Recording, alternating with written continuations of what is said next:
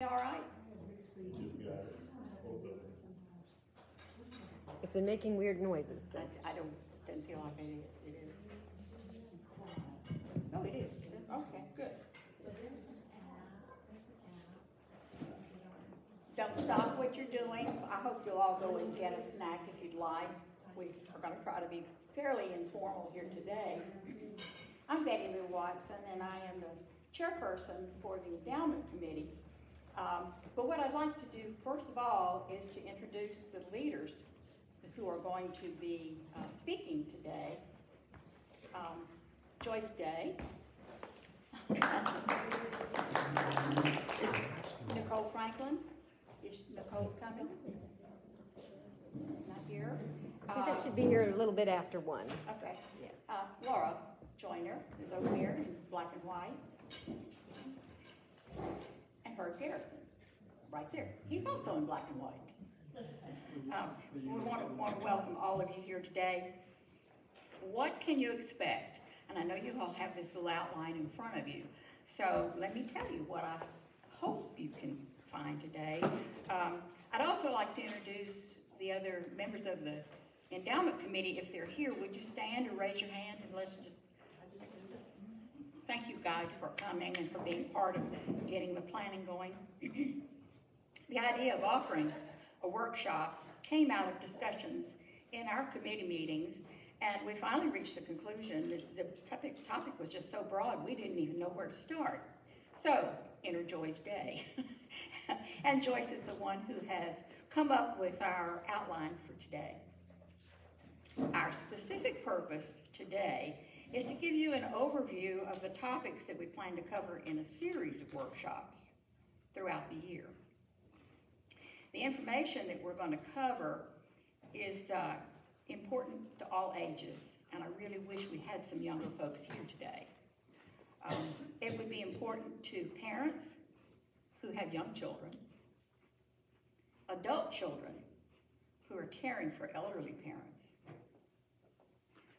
unexpected life changes, we all know what that's like when COVID happened, and medical emergencies.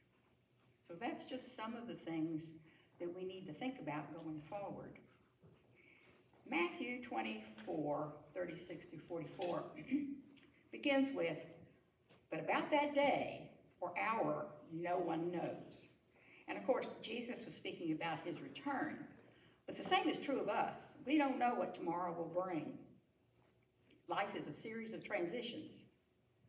And as much as we want to deny that, changes are a given. Nothing stays the same. So with that in mind, Joyce, would you get us started?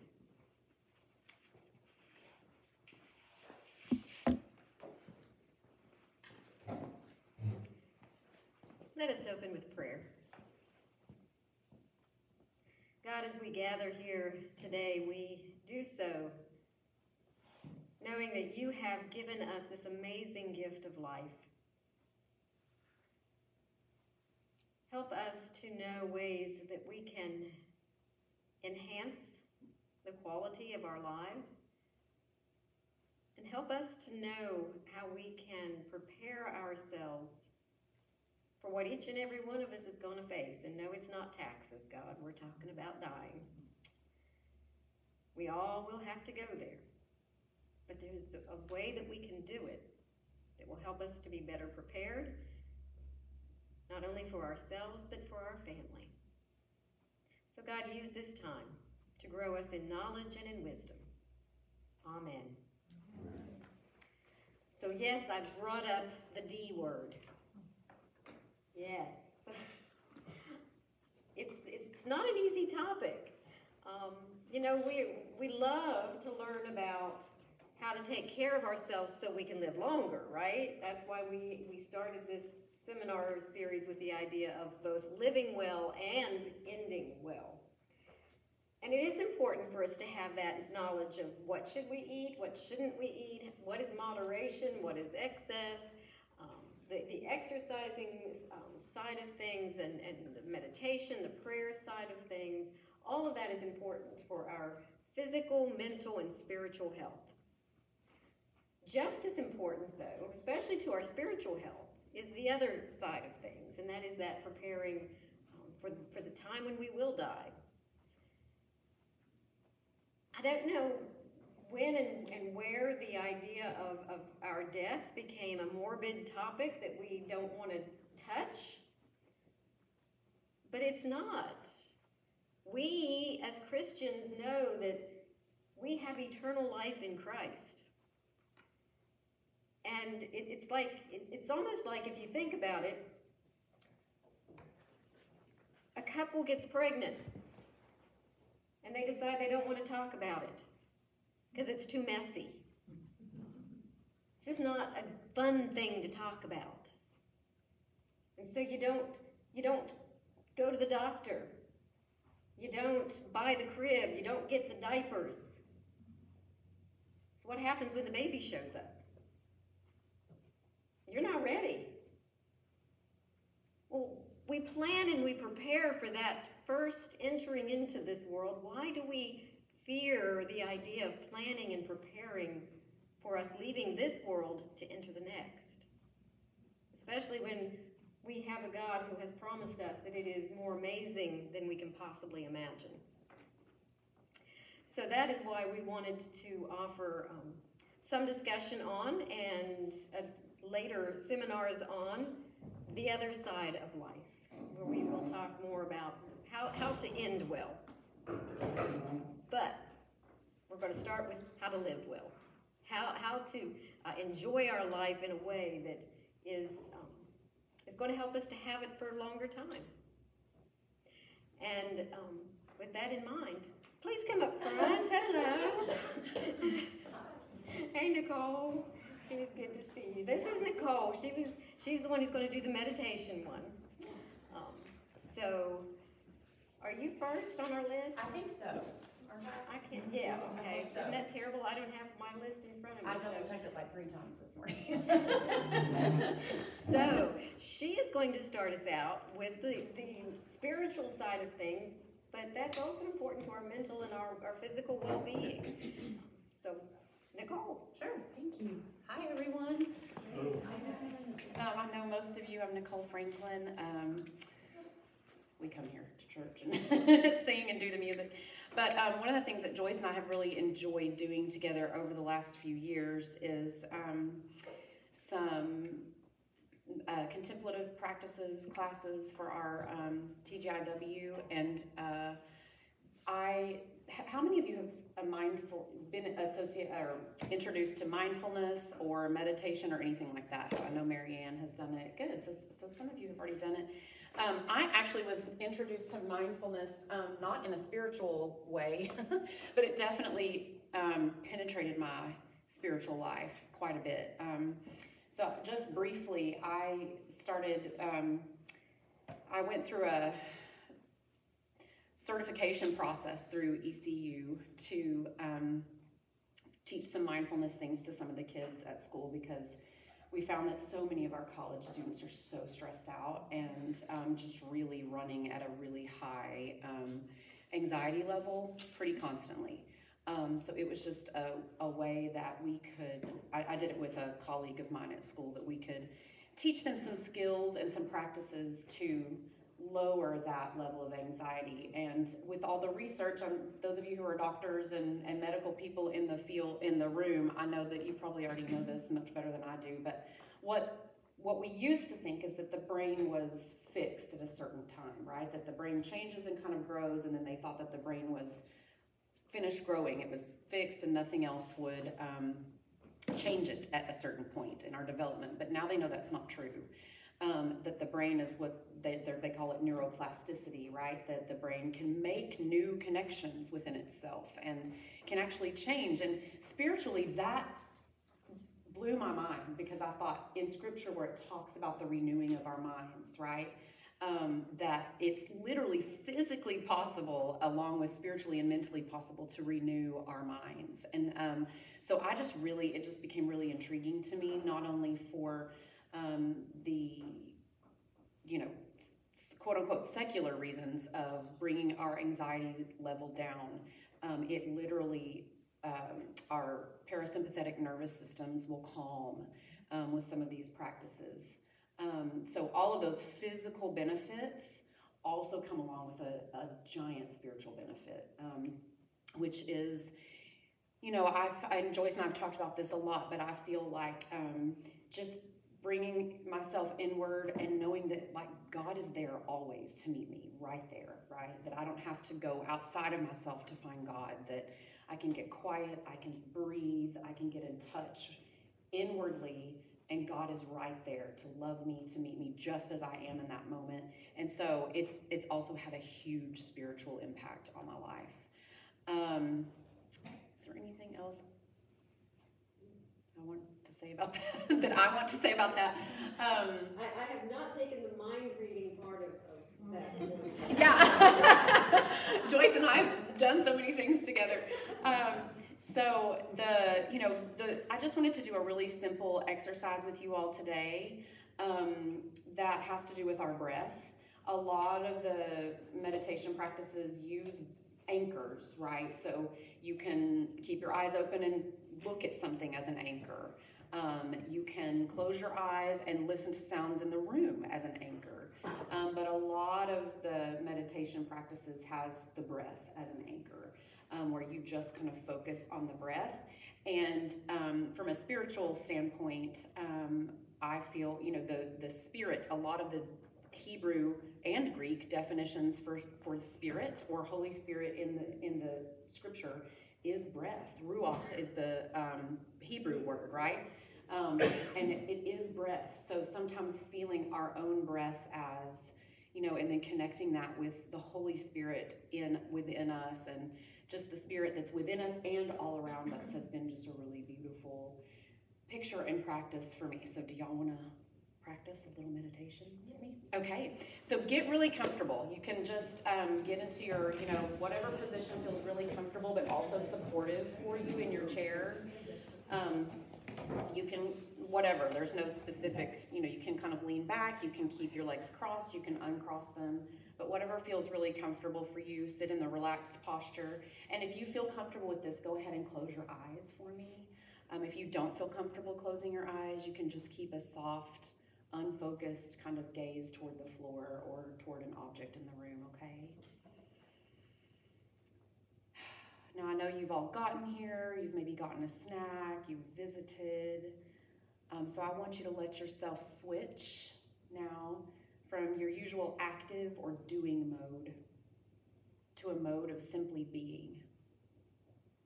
You're just here. Yes. Excuse me, could you speak into the microphone? Yes, thank you. Thank you for letting me know. I'll back up a little bit.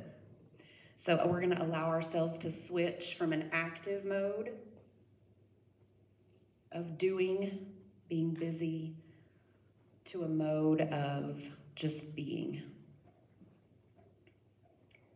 I want you to just be here in the moment and rest in God's caring presence.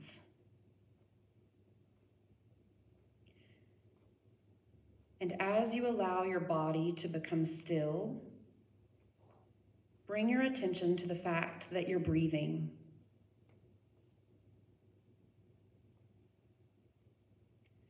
The breath is a reminder that God is our creator.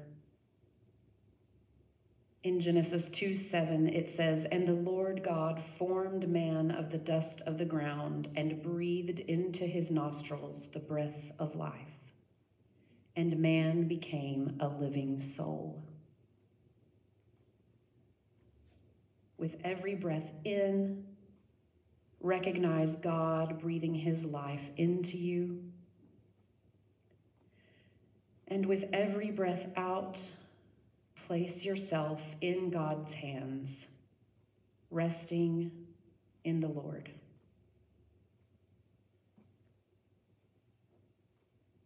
Breathe in God's life. Breathe out, resting in God.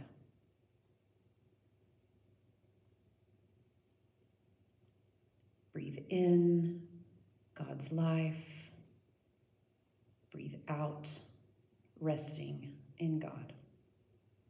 There's no need to change anything, just breathe naturally God is with you in your experience, giving you love and grace.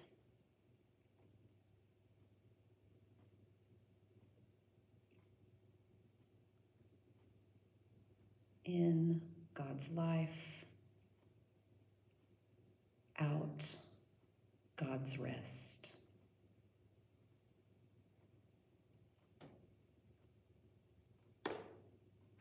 And now let's focus on our breath a little more intently. If your mind wanders to other things, this is completely normal, so don't criticize yourselves. Simply release those thoughts into God's loving hands and return to your breath.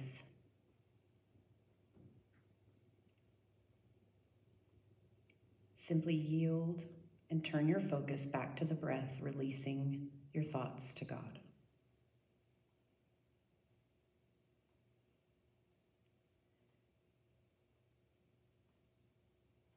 Now become aware of the movement of your breath as it goes into your body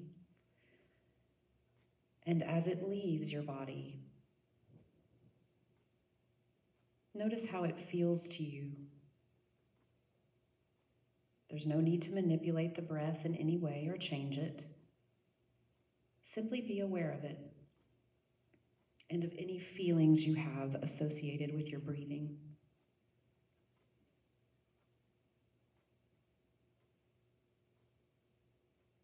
Notice how the air feels going into your nostrils. Perhaps you can feel the air flow inside your nostrils, into your sinuses, and down into your lungs as you breathe in.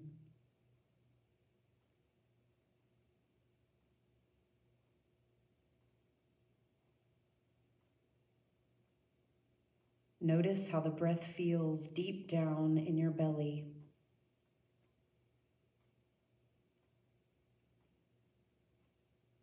Observe the abdomen as it expands when you breathe in and as it falls when you breathe out, expanding and falling,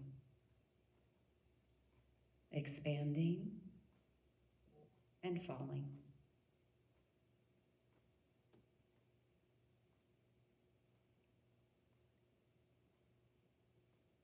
Also observe how the air feels going out of your body.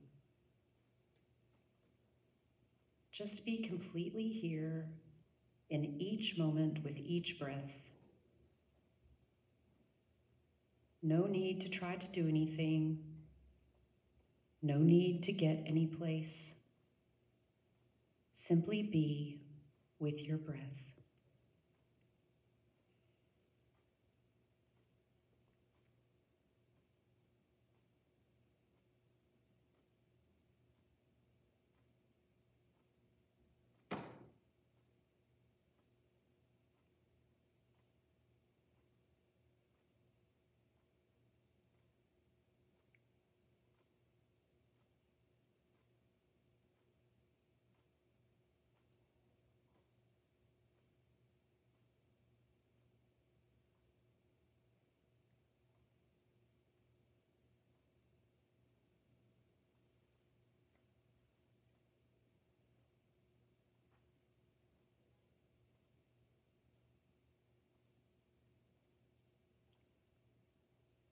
Ride the waves of your breath, observing its rhythmic pattern.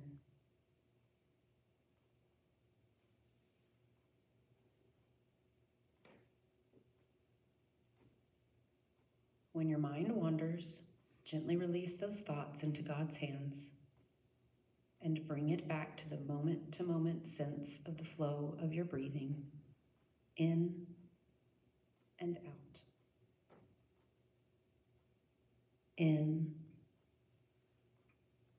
and out.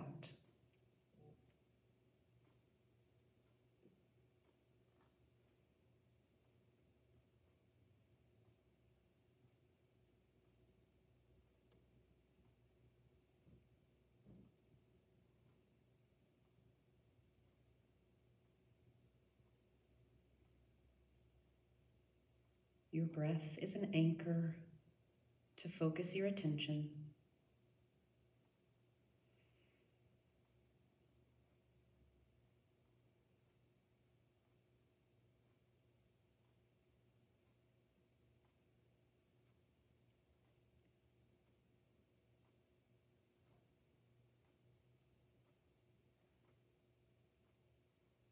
Whenever you notice that your mind is becoming absorbed or reactive to something, just meet yourself there, welcome yourself, bring yourself back to the present moment, and just be with your breath.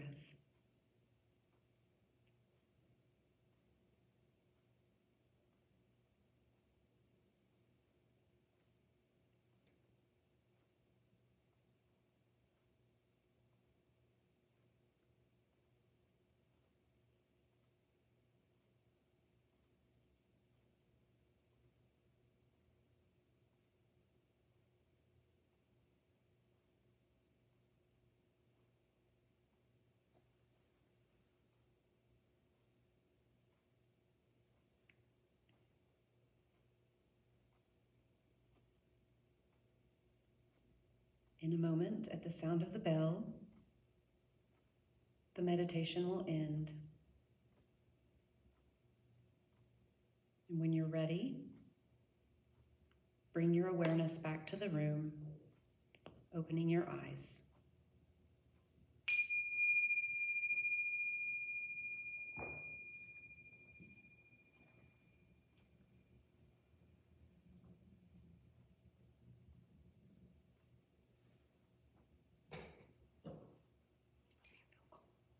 Relaxed, ready for the day.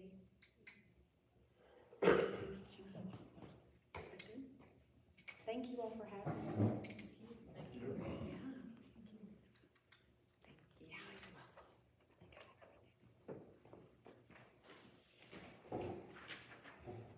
So you see why I wanted Nicole to do this session. What? I said, they see now why I wanted you to do Oh. this session. She just has the most calming voice. If you found that challenging, I will tell you, so did I in the beginning.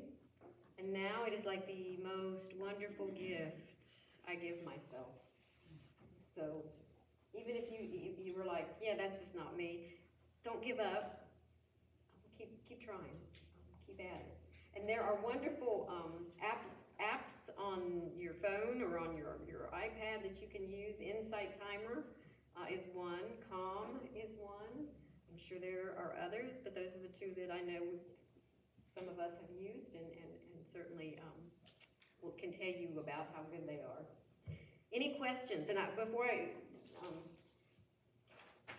if you have any questions that you want to jot down, this will help us when we are planning our later seminars that will take longer. We'll take each of these topics and spread them out and give you more information. If you have any questions, you can write those down. But is there anything before Nicole leaves that you would like to ask her while she's here? Thank you. You're welcome. Y'all have a great day.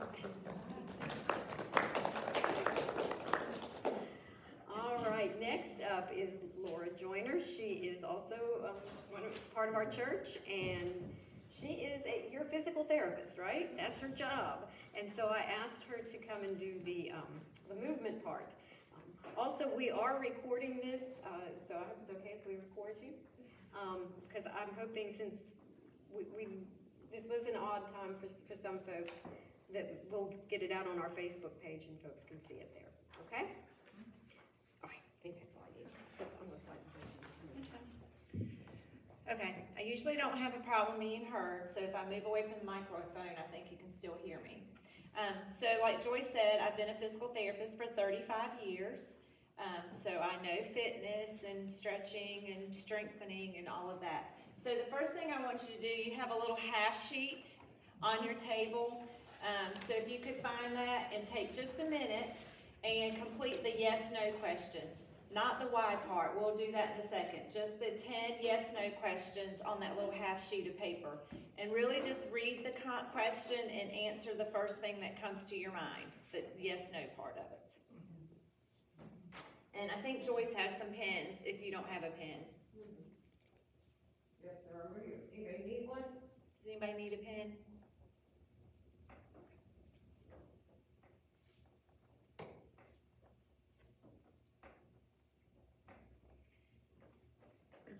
And if you have to stand up and practice, if you don't know for sure, because you might be doing it in a minute.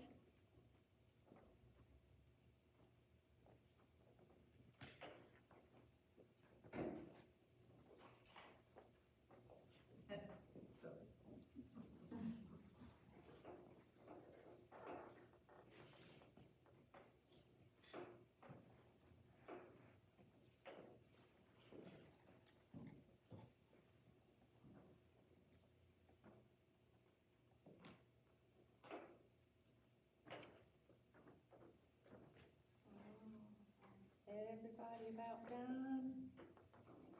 Okay, so I did not see anybody practice, so we're gonna practice. If everybody could kind of spread your chair out and turn your chair so you're facing forward. You have to spread a little bit. You have to keep your hands in your lap or somewhere to the side. I'm gonna set a timer. And, oops, wrong thing, sorry. Timer. We have 12 seconds. 0 minutes and 12 seconds. Be careful, please. We don't want any falls in the church during a physical activity talk. That would be really bad. When it beeps, you have to stop. I want to see how many times. Sorry, I'm gonna lose somebody's purse. How many times you can stand up and sit down to a full erect standing position before the timer beeps. That's why I said you have to have some room. Full erect standing position without using your arms. If you don't want to do it, it's all voluntary. Okay, ready, go.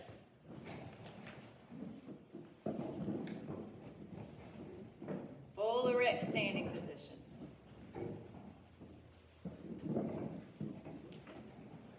Stop. Did everybody get 5? Oops, sorry, I stopped the timer. Oops, stop. Yes? How many did you get? Write your number on the page. 5? Good? Actually, I skipped one, but we're doing the practice. Write your number on the page. We'll get back to it. That was the second question. Can you stand up from a chair without using your arms? Write your number in that little square. That was the second question. All right, now we're going to go down. Can you stand on one leg for at least 7 seconds? We're going to make sure that you can stand on one leg for at least 7 seconds. Does it matter which leg? Well, it really does, but so have your chair closed so in case you need to, but try to stand on one leg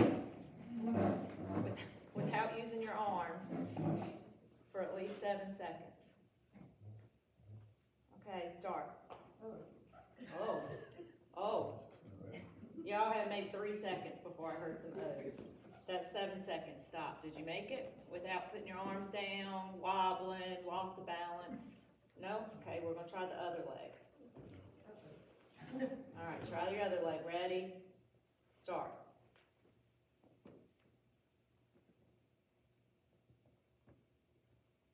Okay, that's 7 seconds. Oh. That was a little wobbly. That was a little wobbly. Okay. All right, now just write your times, or write yes or no, or your times down, or what you felt about that, and then we'll start at the beginning. I just wanted y'all to practice a couple of those because you think, oh yeah, I can do it, that's easy, until you really try to practice it. All right, so the first one, I like to start with this little quote. You do cardio for your heart, weights for your muscles, and ice cream for your mental health. That's what I think too. And you know, dessert doesn't go to your stomach, it goes to your heart. I mean, that's what I like to say. It's really not true, but I like to say that. All right, so the first one. How many of y'all got at least 5 yeses? 1, 2, 3, 4. Wow, that's pretty darn good. Okay. So how many of you got more than 5 no's? If we were all honest here. I'm impressed. I'm impressed. That's a little surprising, but I'm impressed. Good. So that's very good. So y'all must be pretty healthy. So can you walk briskly for 30 minutes without resting or sitting down? So I'm assuming you said yes. Yes, most everybody said yes. Okay, so let's add to this. All our ABC organizations. Do you know what ABC organizations are? American Heart Association, Centers for Disease Control, oh gosh, I could name all of those. World Health Organization, all our ABC organizations for the health. Recommend at least 150 minutes a week of moderate intensity activity such as brisk walking. So moderate is that you're breathing harder, but you can still talk. So now could y'all still answer yes to that question? Do you do 150 minutes at least a week of moderate intensity, that you are breathing hard? Can we still answer yes? Okay, very good. Be honest with yourself, because this is your health. You don't have to tell anybody your answer, but you really need to be honest with yourself if you're doing these. All right, your strength activity. The CDC, all our ABC organizations, I'm not going to repeat them all, recommend at least 2 days of strengthening activities. Can we still answer yes? So that's like, and this is just our little, I had 20 minutes, so I was trying to do something that I could give you a teaser of things to come. So the next time I'm going to say, what are moderate activities? Or if you ask me to do the next one, what are strength activities? What are things that you can do? But some examples of strengthening would be some actual weight training, some body weight training, some Pilates, that you actually focus on specific muscle groups and do actual strength training for greater than 30 minutes. So think about that when you can say yes. And then you should be able to do a sit to stand, and really depending on your age, and I have age ranges as well. Some people, if you're less than 60, you should be able to do it 10 times in less than 10 seconds.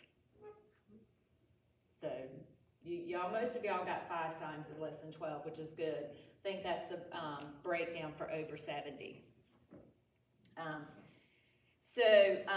Can you stand up from the floor without using furniture or objects? It takes a while, but Well, okay, so why do you think that's important? I don't want to be stuck on the floor. Exactly. If you fall, you don't want to be stuck on the floor. Maybe you have grandchildren or great-grandchildren and you need to play with them on the floor. You need to pick up small objects from the floor. There's lots of reasons. The biggest one is safety. If you fall, you drop something, you need to be able to get up from the floor. You have to be able to get up from the floor. You should be able to, especially if you live by yourself. Okay, so if you live independently and you have to use furniture, then maybe you need to think about having a piece of furniture close to your bedside that you don't bump your head if you fall out of bed, but that you can use to get up from the floor. But that is something that is recommended by most, it's incorporated by most geriatric physical therapists as one of the first goals that they do, is to teach people to get up from the floor. So if you can't do it, then you should work on that, or the different components of that. It incorporates strength, flexibility, arm strength, leg strength, lots of different components. Why is it important that you be able to stand on one foot for at least 7 seconds? That's sobriety test. To what? That's the sobriety test. Well, that is true. You're still having a good time. I like that. I don't think they make you do it for that long. And that's incorporate tandem walking. You have to be able to tandem walk, which is a balance activity too. I was going to say for balance. Well, it is balance. It is a very important balance activity. Why do you need that balance? What kinds of things do you need to be able to do standing on one leg? To put your pants on. To put your pants on. To put your socks on. To step over things. What else? Get in the bathtub. Get in the bathtub. Step stool. Step stool, stairs. There are so many activities that require a person to stand on one leg. That you didn't even think about, did you? Yeah.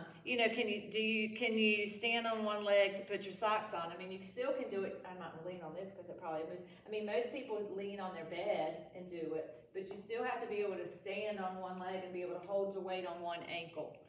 You have to be able to stand on one leg to walk on unlevel surfaces. There's so many things that people don't think about standing on one leg. So you have to have the strength in your ankle, your knee, your hip. You have to have your balance. I think y'all most got everything. Stepping over things. just so many things that require standing on one leg. Has anybody fallen in the past? Oh, yeah. Okay. What do you think, why do some people ask that question? Why did I ask that question? Any ideas? Or the other one, are you afraid of falling? But why about have you fallen in the past? Might be a symptom. Might be a symptom. Yes, it might be a symptom of another medical condition. Previous falls, especially in the past 3 years, increase your risk of falling by 2 times. So you're 2 times as likely to fall again if you have fallen in the past 3 years. In my case, it has to do with vision. We'll get there. We will get there, yes. So that you may have some other medical problem going on as well. Then it goes to the next question, are you afraid of falling? So fear of falling can lead to a whole cycle of problems that become cyclical. So you're insecure, so you may not get up and walk as much, so then you get weaker, which decreases your balance even more, so then it causes you to walk worse, and so then you fall. And then, so you sit longer, then you get weaker, then your balance gets worse. So can you see that whole cycle of problems if you have that fear of falling? So and then that usually comes from, I have fallen in the past, so I don't want to fall again, so I'm afraid of falling, so I'm not going to get up and do those things, and then it just causes a whole cycle of problems. 2 or more medical conditions. As people age, of course, they start having more chronic medical problems. Vision problems are a huge issue. Falling, exercising, doing any types of these activities. Medications, certain medications can make you dizzy. They can affect your blood pressure. They can cause, lots of different things. Blood pressure, you can be hypertensive. You can have low blood pressure, which makes you feel dizzy.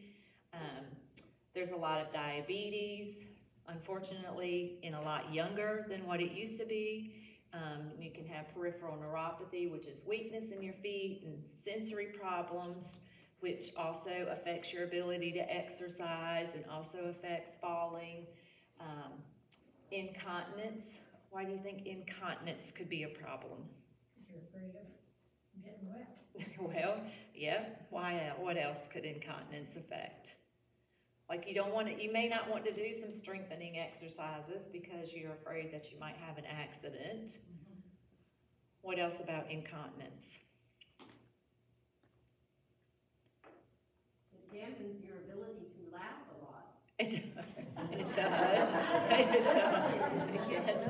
And if you have to, it also increases your risk of falling, because if you're like rushing to make it to the bathroom, you may not be as aware, as cautious or things like that, or if you get up in the middle of the night and you have to go really quick, you may not be as cautious or looking for things on the floor. So incontinence is a big issue too. Are you often sad and depressed? Why would I ask that question in the exercise checklist?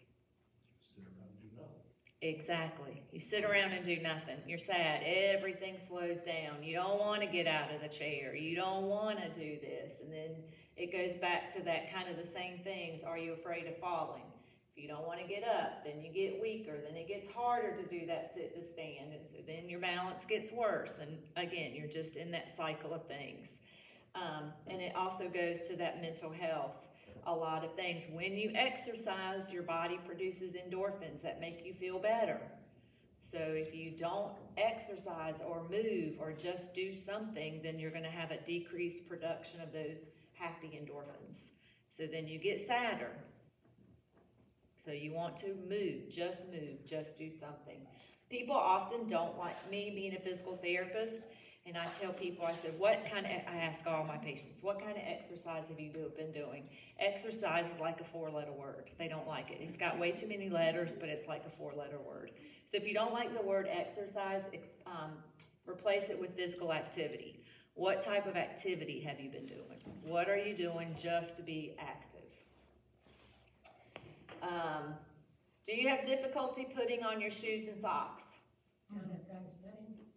All right, well, not if you're sitting, so you can sit. Do you have difficulty putting them on when you're sitting? Why might some people have difficulty putting on when you're sitting? Can't bend over. You can't bend over, you can't reach your foot, a flexibility, range of motion issue. So even when some people can sit, they can't get to that position right there to get their shoe and sock on. They may have, no, I'm just saying that's good, you're doing good. But some people, if they've had a hip replacement or a knee replacement, they can't cross their leg like that. So they can't get to their foot to put their shoe and sock on. So then they might wear slip-on slippers, which are horrible for balance and aren't good for exercise and physical activity. So can you reach overhead for objects? And that may be just because you're vertically challenged like I am, so you just can't reach it. The other thing might be posture. Maybe you've been stooped for so long and you have poor posture. The other thing, as you get older, that does tend to be the posture you assume, and then you get tightness in your shoulders and you look like a T-Rex. You can't reach overhead anymore. So then it's really important as we age to work on our posture. Make sure you continue to work on your flexibility and range of motion in your shoulders.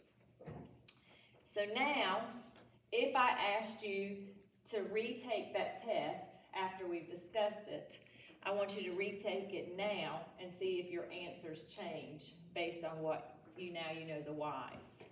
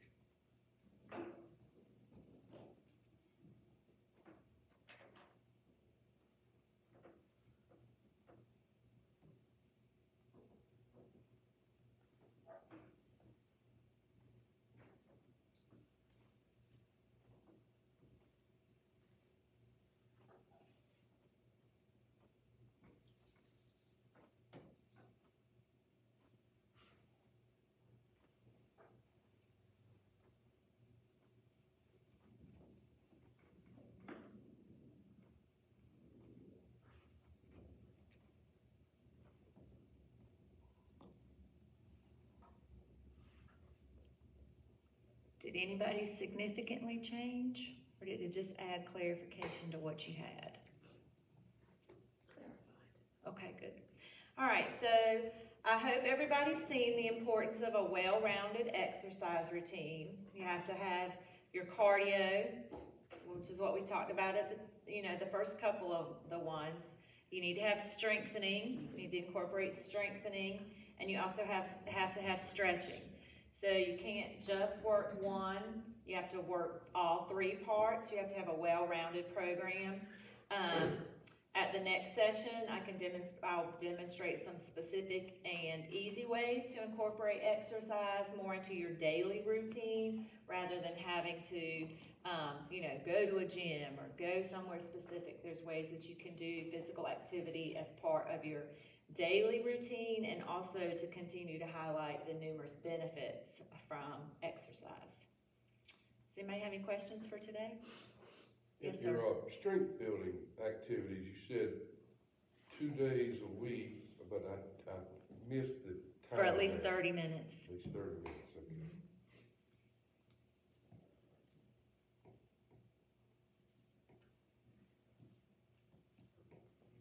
Anybody else have any questions?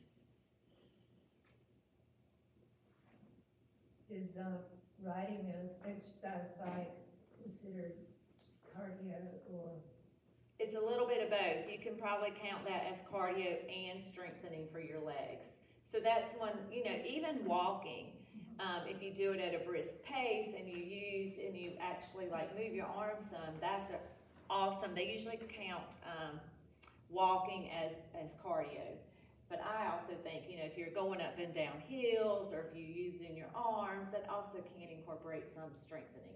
But if you're counting it according to how it's counted, that is counted as a cardio activity, and you need to do something separate for strengthening. Exercise bike is cardio.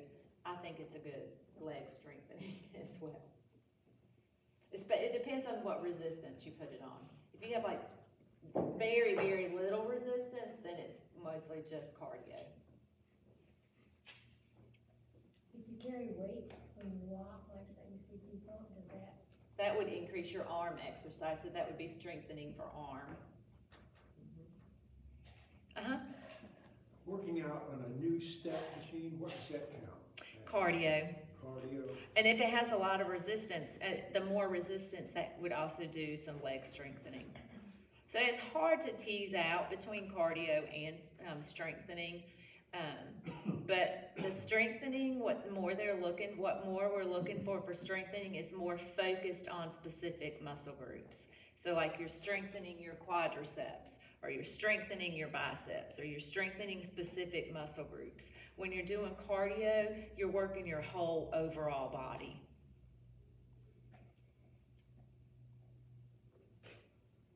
Anybody else? Those are great questions. Okay. I think I'm a little early, but that's okay. That's what we said. We were all probably going to be a little early, but that would be good. So, Okay. So thank you. Mhm. Thank you so much.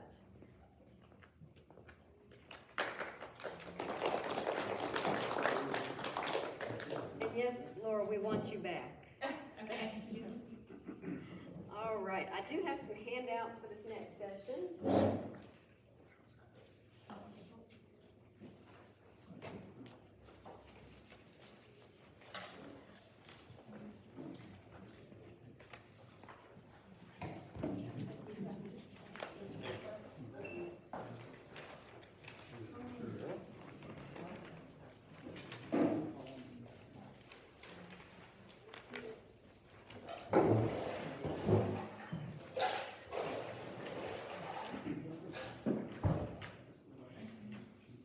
As I say at the very beginning of this, I am not a nutritionist or a dietitian.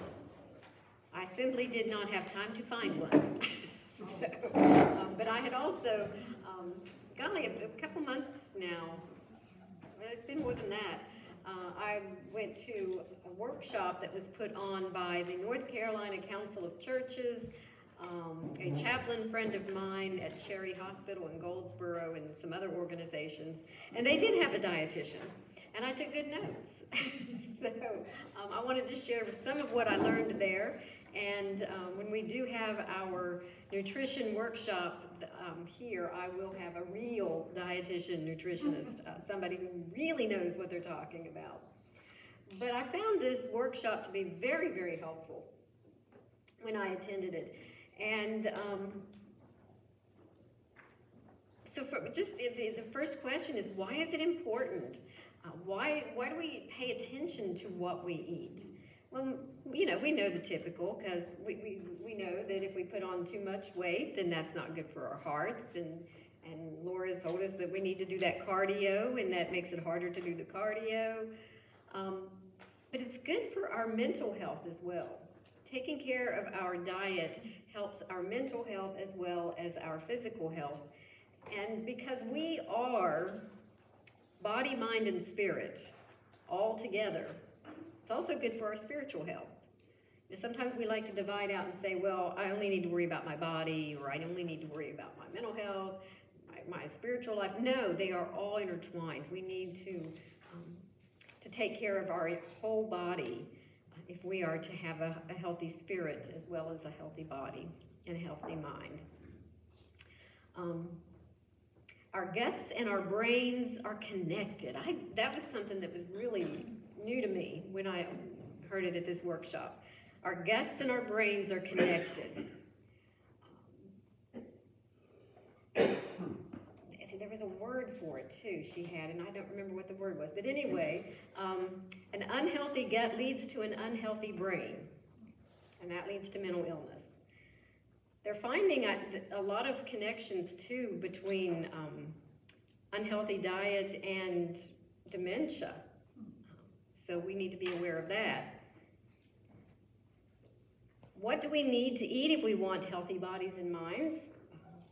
This particular dietitian strongly stressed our need for B vitamins. Sorry. B vitamins. Maybe that was the sound of a bee, I don't know. According to WebMD, which I'm sure, Herb, you can tell us it's just a grand resource. It's not bad. It's not bad? Okay, good. B vitamins help the enzymes in our bodies to do their jobs. They're important for a wide range of cellular functions like breaking down carbohydrates, transporting nutrients throughout the body. And they also help to reduce stress and anxiety. Okay, how many of us are not dealing with stress and anxiety right now? Exactly. This is an incredibly stressful time in our country, in our world. Lots of things that are getting our attention that are causing the stress and anxiety. So it's becoming even more important for us to pay attention to how we can reduce that. The meditation and prayer is one way, the exercising is a wonderful way, nutrition is another way. Research is also pointing to the possibility that B vitamins can help prevent Parkinson's disease and certain types of cancer. High dosages, however, can be harmful, and that's moderation in all things, right? So we do have to be careful about how much we take in, not only with the B vitamins, but really with all vitamins.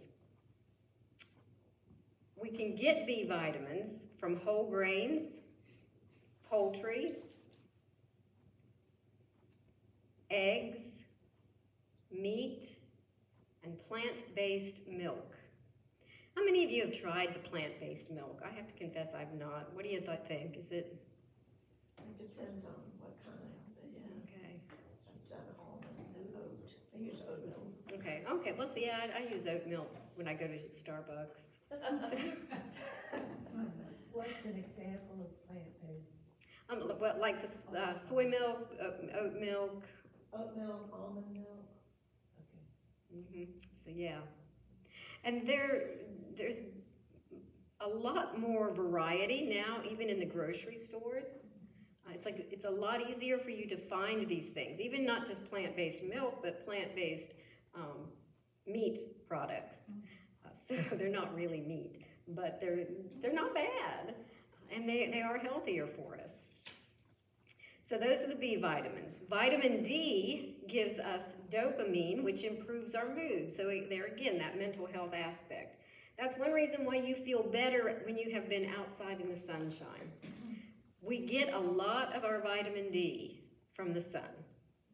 Yes, I know, you also can get skin cancer from being in the sun, but it is still important for us to be out in the sun to get that vitamin D.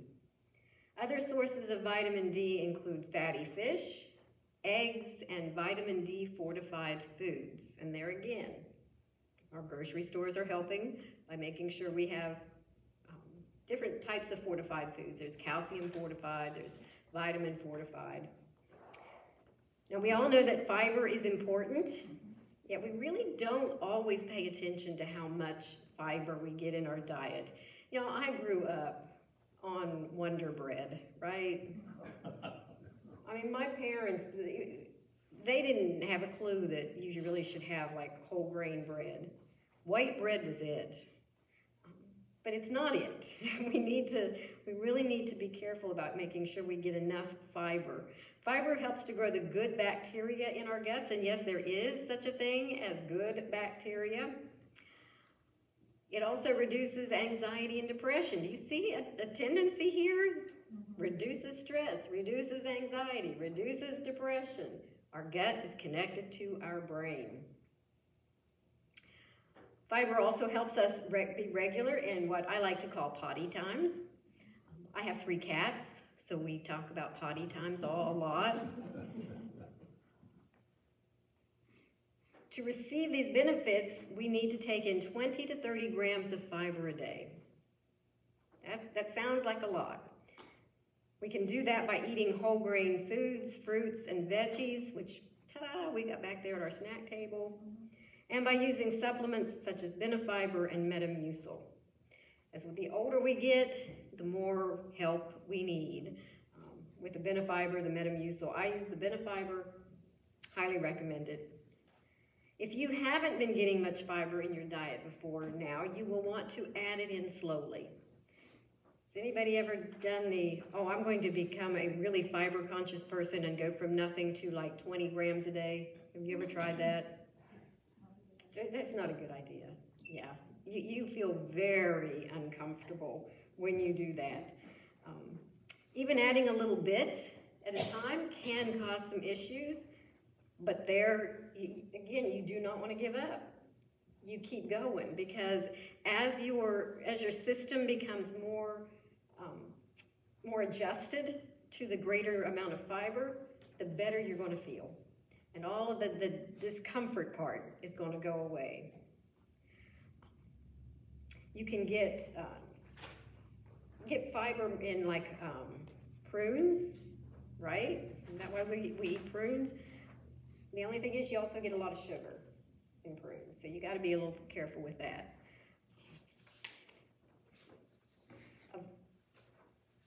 Okay, that's all for fiber. One of the things that we definitely need to avoid is processed foods. And that is so bloomin' hard, y'all. Especially for somebody like me who's single. I don't cook a lot. I did finally get an air fryer for Christmas, and that's helped. But it's so easy to just pull out that lunch meat and the processed bread, the processed this, the processed that. It's just easier. It's more convenient, and so we do it. But it really is worth the extra effort. They do suggest that we focus more on plant-predominant foods. Used to be, that the idea was that you got this big chunk of meat and a little bit of vegetables. Now it's totally reversed. Now they recommend that you get a big plate of vegetables and a little chunk of meat. Watching out for the carbohydrates, that's also helpful, because those are not, in great quantities, those are not good for you. Diet sensibly. And if you are trying to lose a lot of weight, you really need to do so under a doctor's care. That is not something that you want to take on yourself without being under a doctor's care. There are a lot of options for diets available these days, so finding which ones are healthy and that suit your lifestyle. That's very important, but it's challenging, but there's so many out there, you can bet there's one for you. One diet that the presenter I heard suggested is the Mediterranean diet. A lot of us have heard of that, right? It was interesting, though, because she pointed out that it's not just about the food. In the Mediterranean world, which includes the diet, it's a whole lifestyle. They live a lot slower, I can't get that word out, slower than we do. Everything is geared toward family, to friends. So it is actually a very holistic lifestyle, not just what you eat, but how you live your life. The diet itself is low in fat, high in fiber, and you eat it slowly. You enjoy the friendships that are around you as you eat. You make sure that your life is well-rounded, because it's about a good life, not just about what you eat.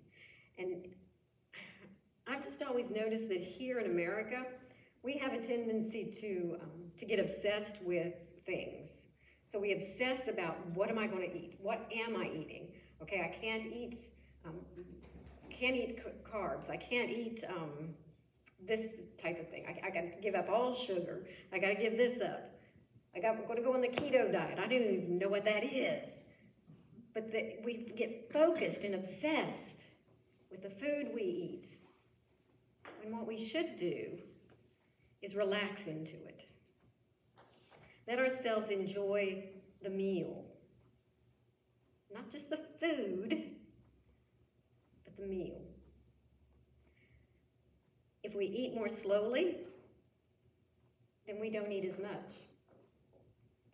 Because when we eat fast, we don't realize that we're full. But if we eat slowly, our bodies have time to absorb that, and our brains then have the chance to say, you've eaten enough, it's time to stop. And we don't listen to our brains very well either. But our brains can tell us a lot about what we need to know about how to take care of our bodies through our diet and through how we eat. All right. Any questions? That was kind of quick. Some other suggestions, I almost forgot that. Hydrate. Water is important to our overall health.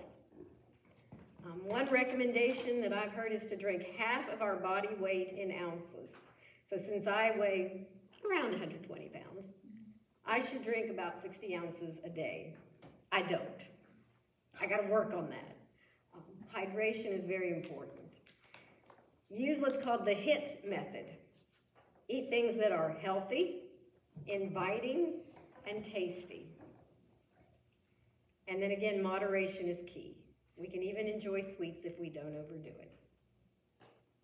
Okay, now, any questions? All right. Like I said, I promise somebody who knows a lot more than I do next time around. All right, next we want to invite Dr. Herb Garrison to come up and talk to us about why it's important to prepare medically for that ending well aspect.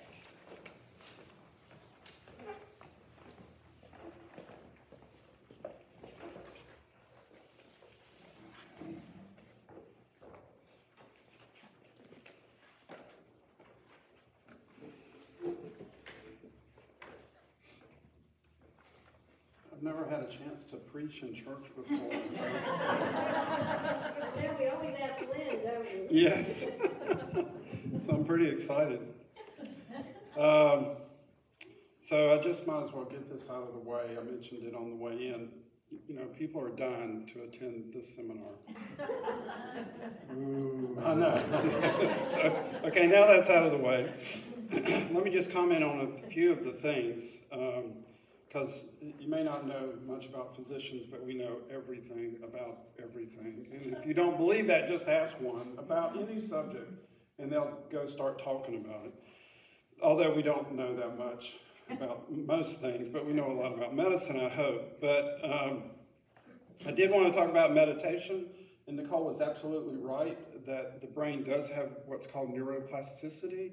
And one of the ways, if you wanted to prove it, would be to go get a little PET scan and watch the areas of the brain that light up, and then start learning at whatever your age is, the piano, and see that that part of the brain really starts to light up, which is how we found out that you can actually start redoing things with the brain, which is a pretty cool concept. The reason I exercise is to sleep better at night, because you will, if you work out, you will sleep better, which I think sleep is maybe one of the most important things that we may ignore the most. Nutrition's a tough one for me because I believe in joie de vivre, which is the French expression of the enjoyment of life and the enjoyment of eating. And how do I reconcile being on a sugar-free diet with Mary Ann's to die for almond wedding cookies, which if you haven't had one, there's not any left back there in the back because I've eaten most of them already. So that's a tough one. And I do believe the gut is connected to the brain in so many ways. And it's fascinating how the body works because there are different parts of the body that are connected to the brain, and some people have back pain, and some people have depression, and some people have GI problems, and that's a whole nother subject we could talk about. Is anybody in here dying? Raise your hand. Everybody should raise your hand. So we're born to die. I mean, the moment you're born, the outcome is inevitable that we are going to die. There's only one person we know of who died and then came back, and that's Christ, obviously.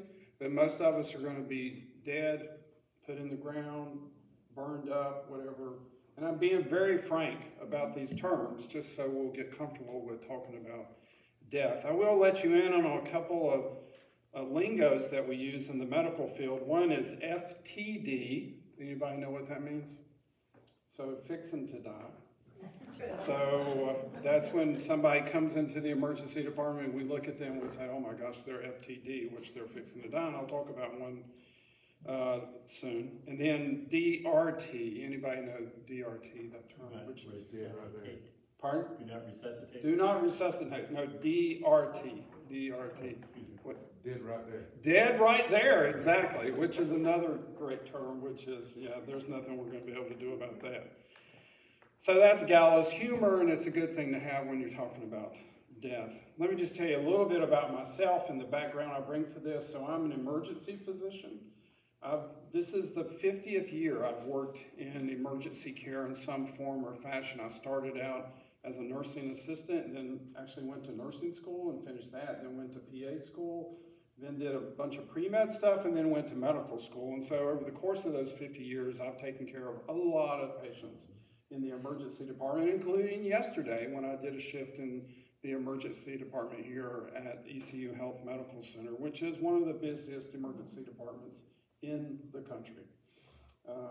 We see up to 300 or 400 patients a day.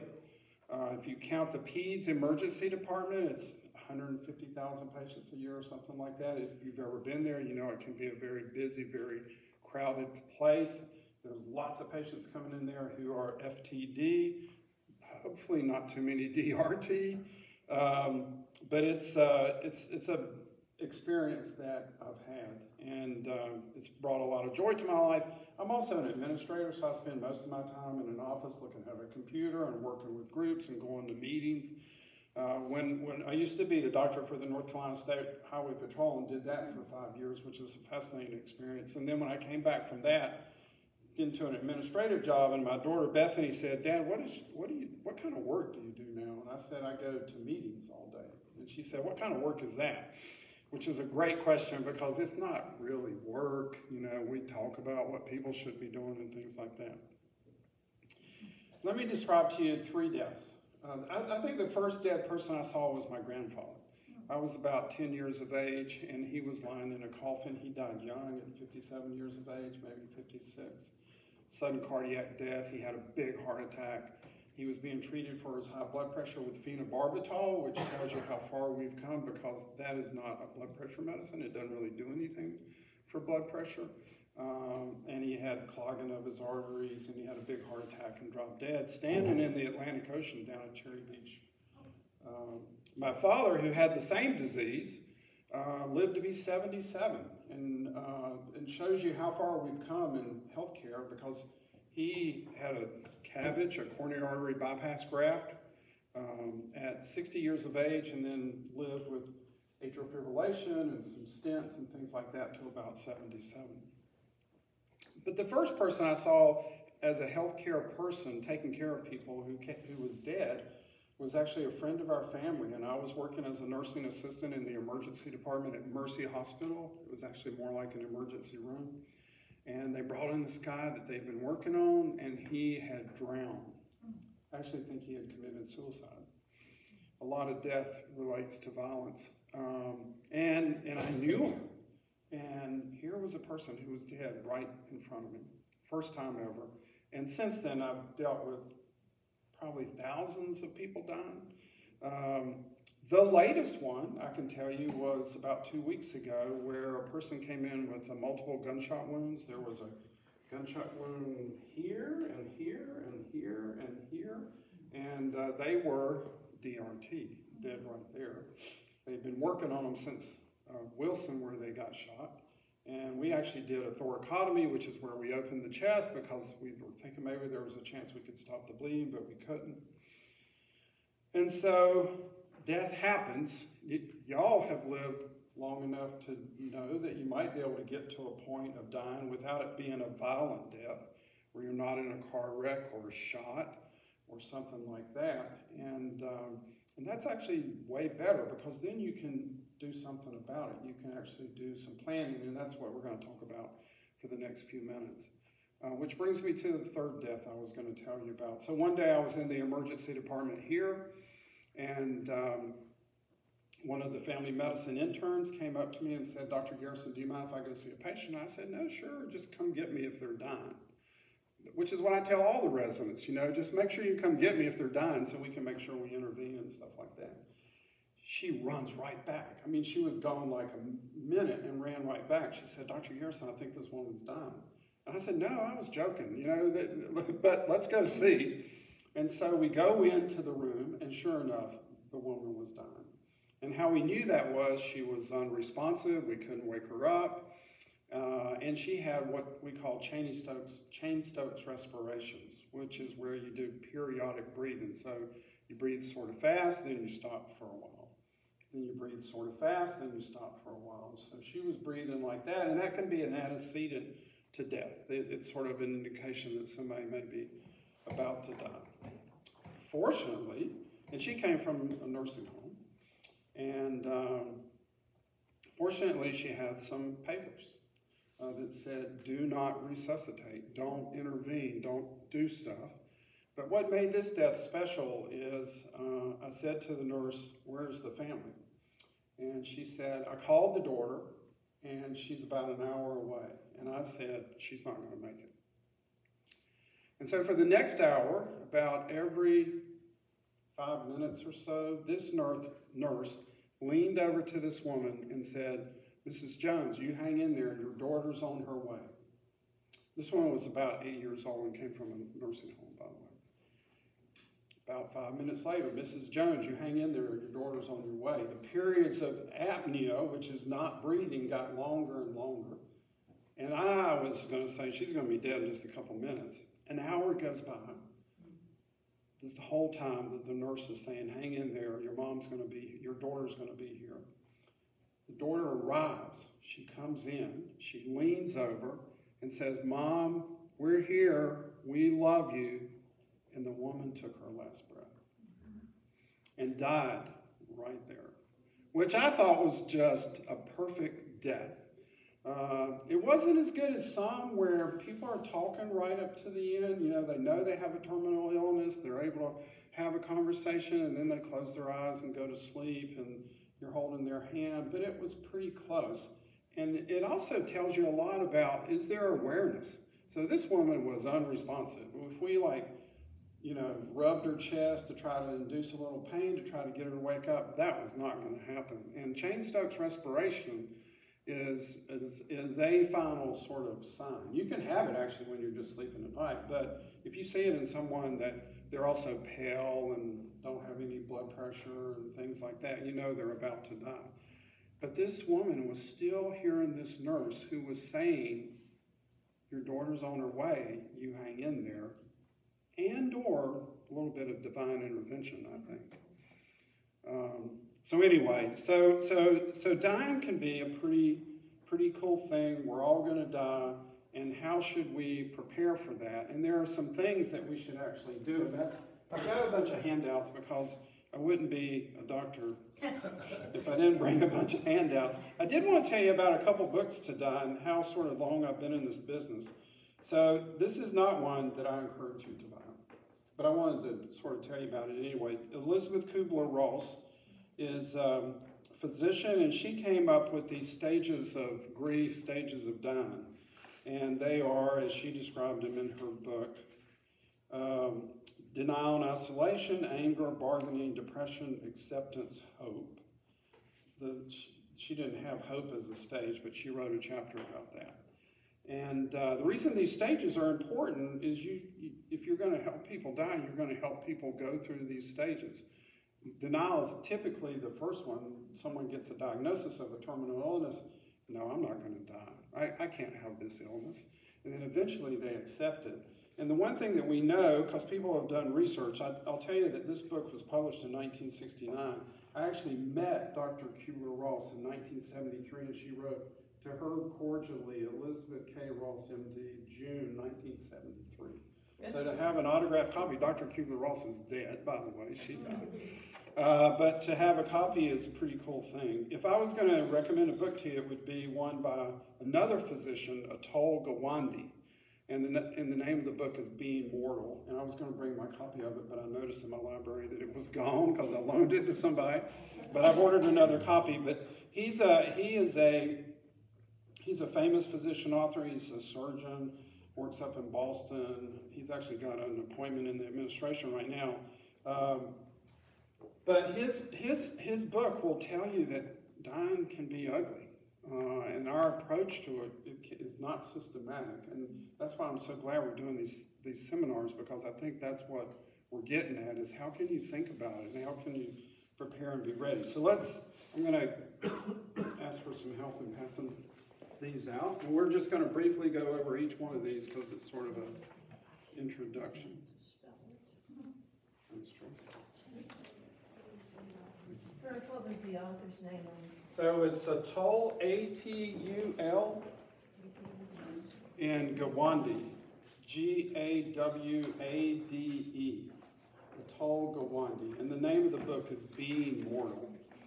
And it is a really good book to read about death and dying. It's sort of the modern Kubler-Ross, if you will,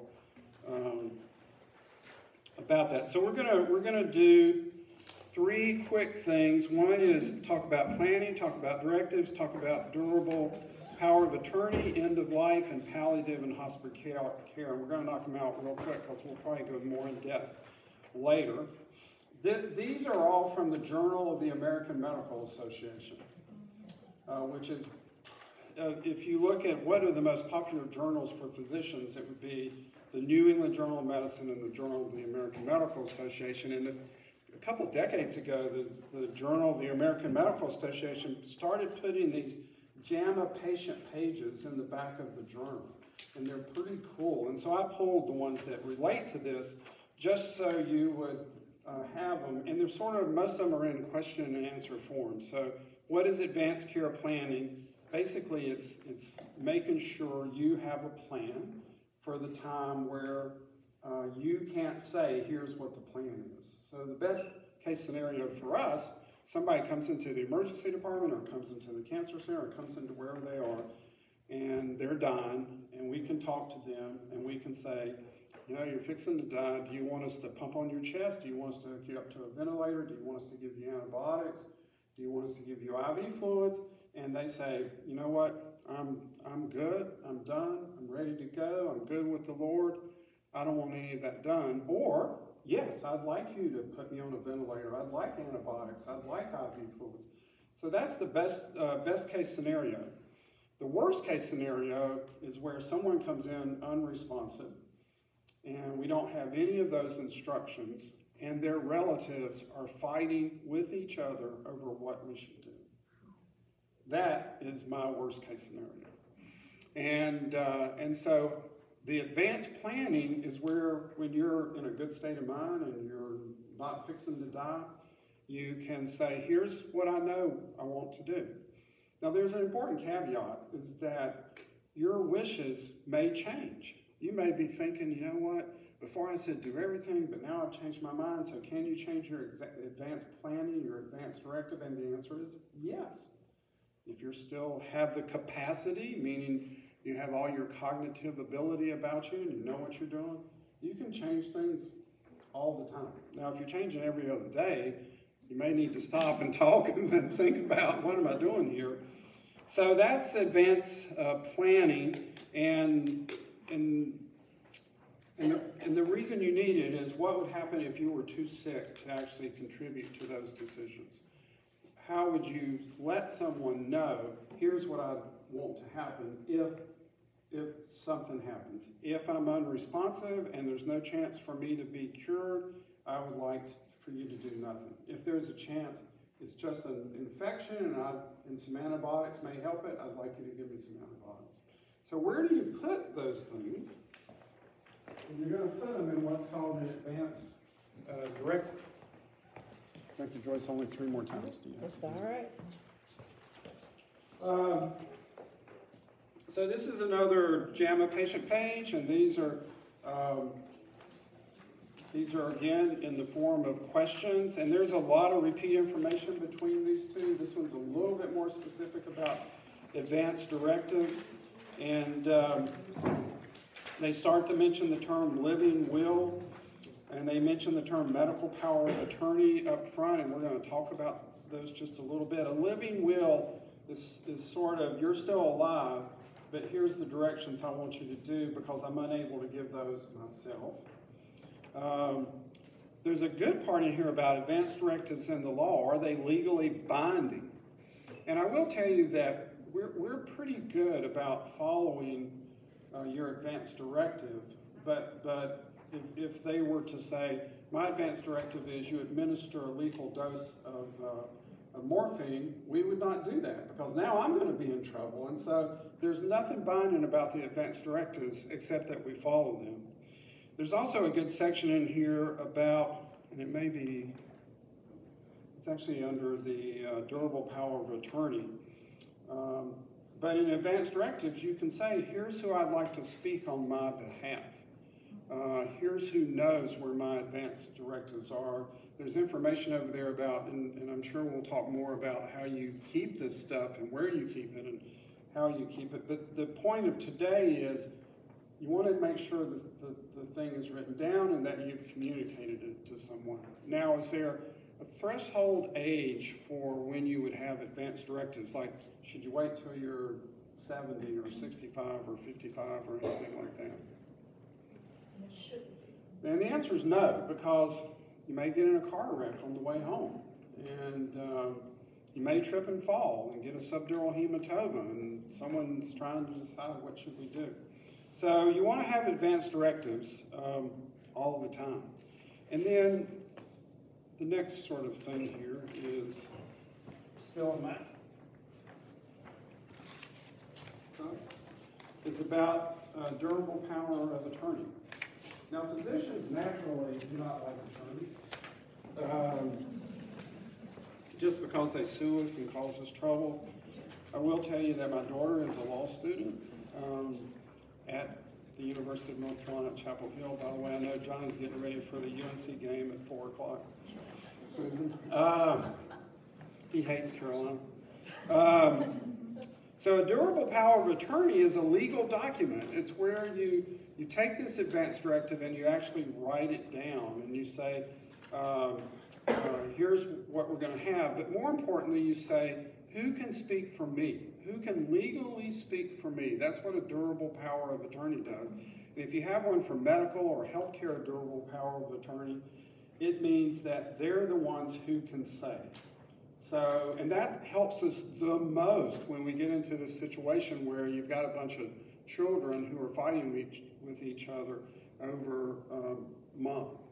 And, you know, a lot of times the fighting has an ill motive, mostly money, which is, well, we shouldn't let her die because I'm not sure the wheel's going in my direction. That's the part they don't say. Or we shouldn't let him die because I never got to show him enough love when he was alive, and I feel guilty about that, so I'm going to show him all the love now, even though he's not really awake enough to experience it, which is why you should love everybody while you're alive and well. But this is where you work with an attorney, and you get it written out, sort of like having a will and a estate plan, et cetera, and you have it where it's accessible. You name who your healthcare agent is. It doesn't have to be your spouse. It doesn't have to be a child. It can be whoever you want it to be, who knows best your intentions, your desires, your what you want to do with you. So all of that is before you've even thought about death, other than we're all going to die. The next thing is, what about when you get a diagnosis that you are going to die, and that's called end-of-life care.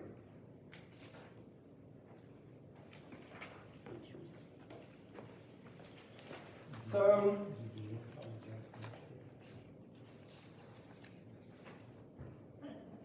end-of-life care is holistic, we hope, where you're not just looking after the person's medical needs, but you're also looking after their spiritual needs as well.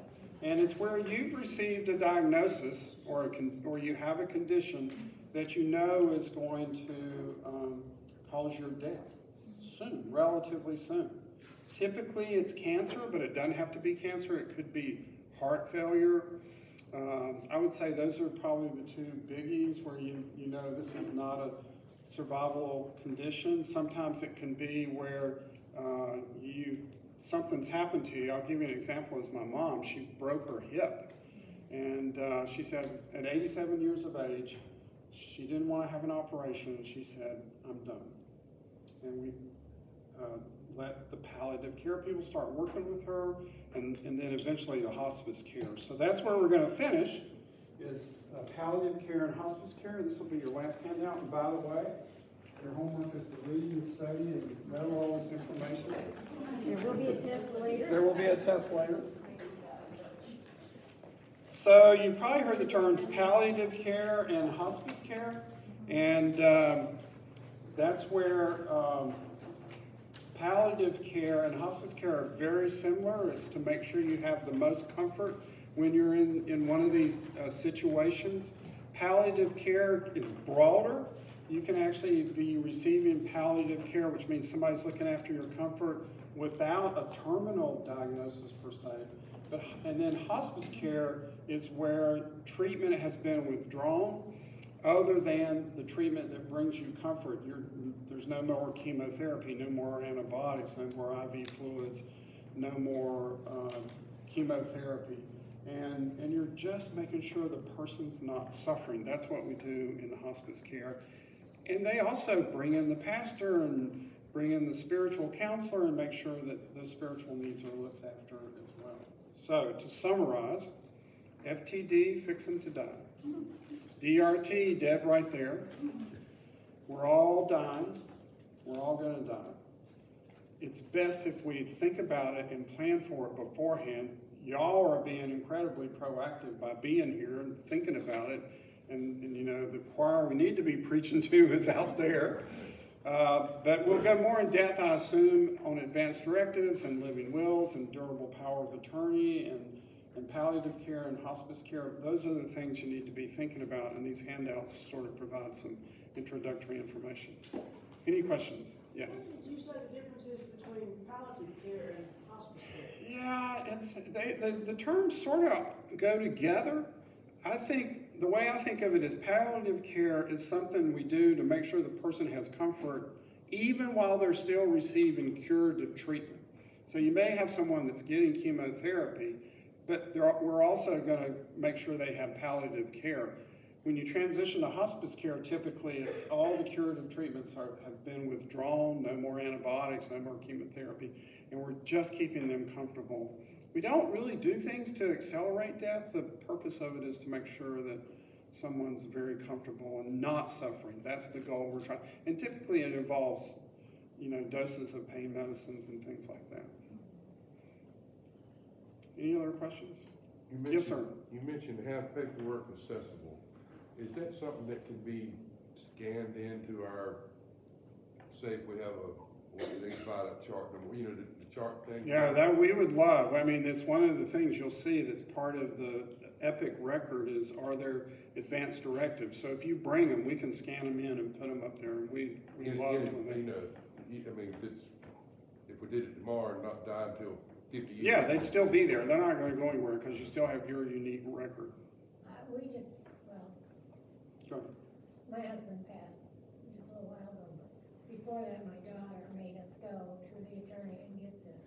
And then we took it to every medical doctor, every dentist, the hospital, the cancer center, and they scanned it in and they took it. You know, I made copies just to hand to To them. have them, right? But they actually just scan them and give you back the copy.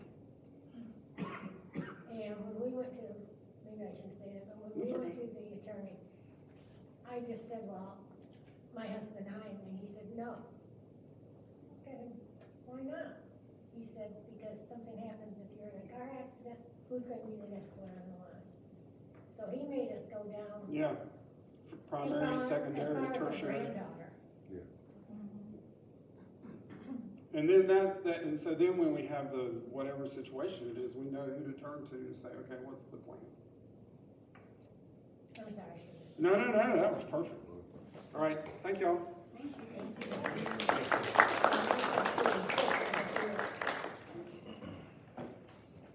Several years ago, we hadn't had someone come who helped us fill out those directives, and that's something that we are looking at doing again as part of this.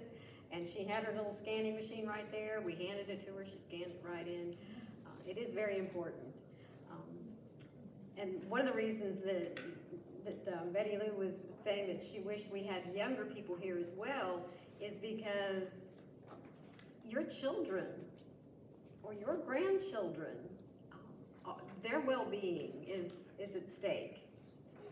If a young couple has, say, 2 kids, the couple's in an accident, they both die, if they haven't made plans for their children, that's a lot of problem. So we'll be talking also, we'll have seminars about the importance of wills, why you should have a will, what should it include, how do you handle the issues such as the care of your children should something happen. Again, none of us likes to think about that, but it can happen. So thank you, Herb, that was wonderful. And now Betty Lou's going to come talk to us about some financial sides of things. This is actually the commercial part of the program. It's the part that we in the endowment committee think a lot about often. There are some questions right in front of you that I think I'm just going to go through them one at a time. The importance of retirement savings and other types of savings. I suspect you all know how important it is to have retirement savings. They suggest that you should have 6 months of retirement savings in case something happens to your job. We know that COVID was one of those things that just decimated people's retirement accounts. But for our purposes here today, I think it's more important to think about retirement. And one of the most devastating things I think I heard recently was AARP had a survey that they addressed, a report that said 7 out of 10 people in the United States will need long-term health care in their lives. I think that's worth repeating.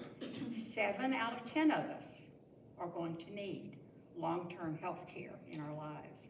And that ranges from in-home care to nursing homes. So that would include independent living, retirement communities, assisted living, family care, professional in-home health care. In memory units, the spending can range from $2,000 to $12,000 a year, up to $100,000. Let me back that up.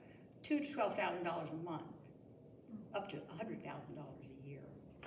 So it's very important that we consider having retirement savings. There is no Medicare coverage for that. Medicaid only covers a portion of it for people who have low-income families. So, yes, we do need to save. Obviously, we do need to save. The next thing, it says, how important is it to have a will and consider endowments? Well, that's 2 different questions, but why is it important to have a will? Joyce just touched on it. It's so important for us to have clearly explained what we want to have done in case of our death for our children, not only for our finances, but if we have children under the age of 18, if we don't make that determination in a will, do you want to leave it up to the courts? Because that's what's going to happen. That's why I think it's so important for young families to understand the importance of a will. I'm not sure that we would have understood that when our children were small, except for the fact that we were a military family. And being in the military, I don't know if you know this, those of you who've been in the military know this, you can't be in the military without a will. But also your spouse needs to have a will. And so when my husband was a young lieutenant, we had a small child. And they made it very clear to us that the laws are different from one state to the other. And if we weren't very clear about what was in that will, what we wanted to have happen to our child or our children, in case both of us were deceased. It would be up to the courts.